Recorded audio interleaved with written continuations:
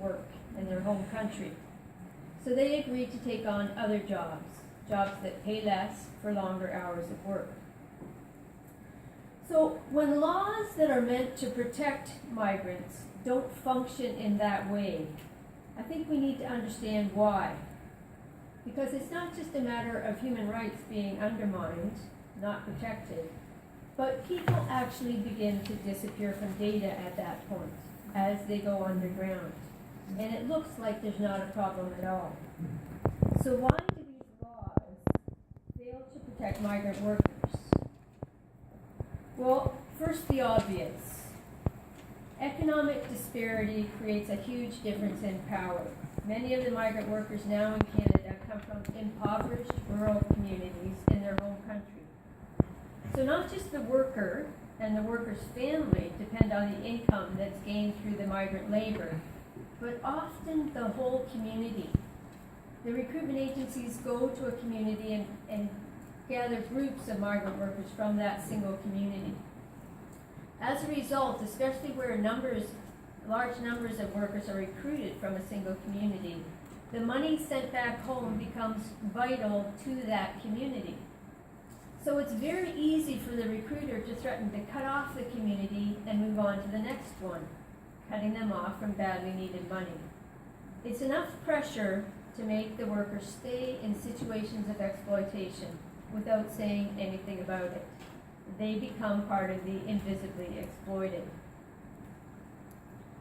Laws also fail to protect, sometimes because they're counterbalanced by other laws and policies that weaken the protection of human rights.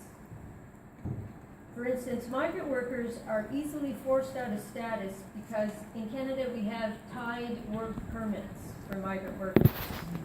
These permits mean that the worker can only work for the employer on the contract, doing the work that falls within the parameters of the contract.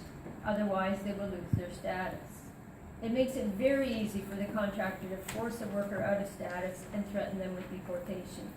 It prevents workers from finding better work situations, and it makes them vulnerable to exploitation and abuse. Migrants are also teaching me to rethink the approach that sees these issues primarily as a criminal problem. Because when we look at it through the lens of criminality, it forces workers without documents underground. They are quite legitimately wary of government or law enforcement presence. So it ends up hiding the extent to which the exploitation of migrant workers has become part of a business model. Too much of the focus, when we look at it through a criminal lens, too much of the focus is on aberrant behavior outside of legitimate programs. But legal policies, like this tied work permit, create vulnerability within legitimate systems. It's a profitable model for employers and contractors. So we need to be looking at how our systems are undermining human rights and pushing people into invisibility. Another point, laws also fail to protect because our current laws require workers to report abuses.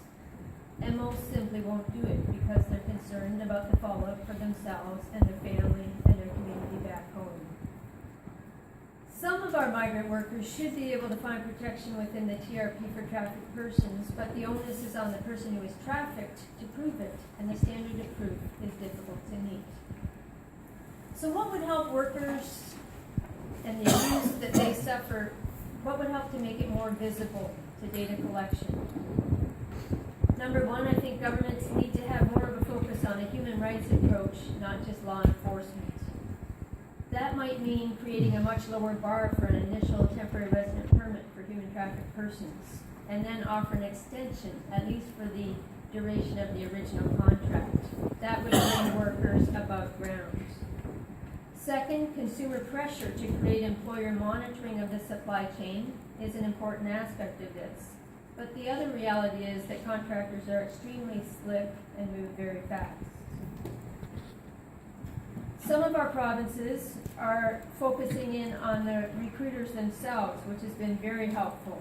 making sure that they have to be licensed, restricting them to certain groups like lawyers and paralegals and immigration consultants, and requiring them to provide significant security deposits so that workers can be compensated when they're cheated. Most of all, at a very fundamental level, I think countries like Canada need to stop relying on a throwaway workforce, create paths to permanent residency for all migrant workers. And I'm told I'm done.